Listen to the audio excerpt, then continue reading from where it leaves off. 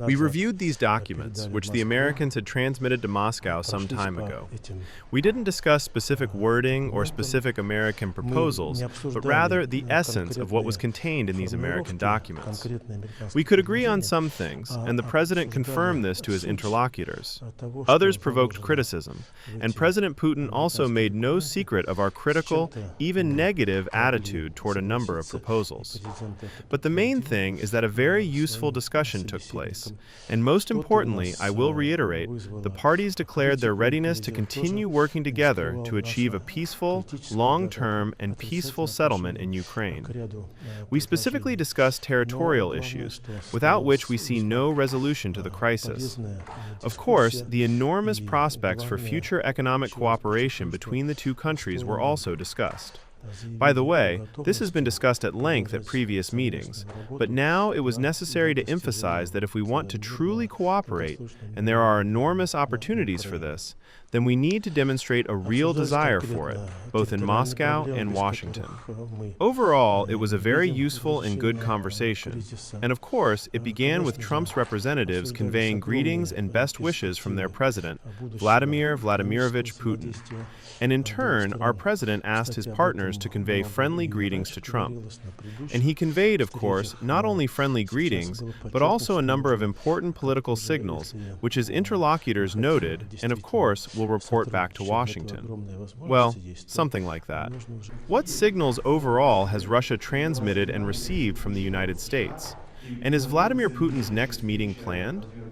You know that we agreed that at the level of representatives, assistants, and other representatives, we will continue contacts with the Americans, in particular with these two people who came to the Kremlin today.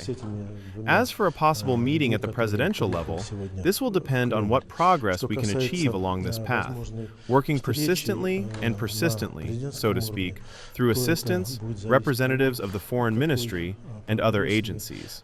Initially, the media reported on some 28 points of this Trump plan. Then there were reports of their reduction and amendment. To what extent has this list been preserved, and what number, at least, of these points can we talk about? Well, you know, if you're only interested in the points, there was a document containing 27 points.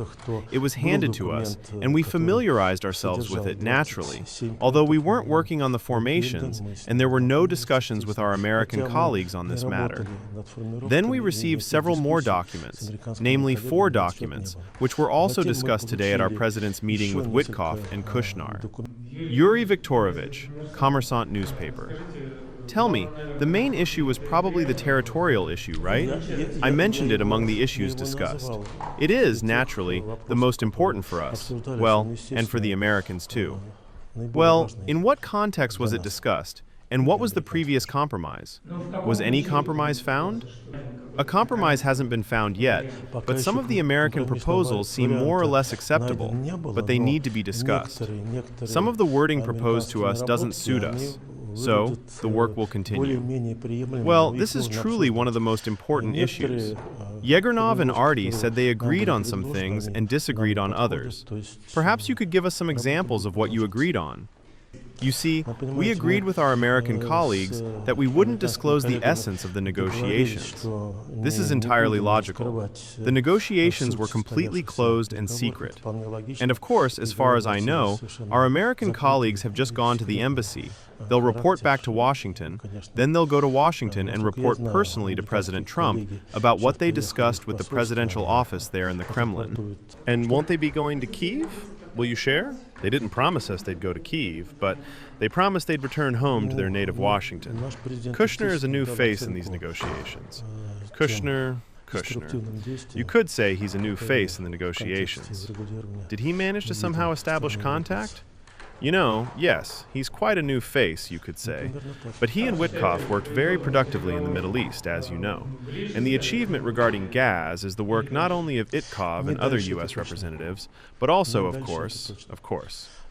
And now, some time ago, he became involved in the Russian-American and Ukrainian dossier, and, in particular, took, as far as I understand, an active part in the preparation of the documents that were handed over to us. Yuri Viktorovich, could you elaborate? You said there was an 8-point plan, and yes, Moscow also handed over 4 more.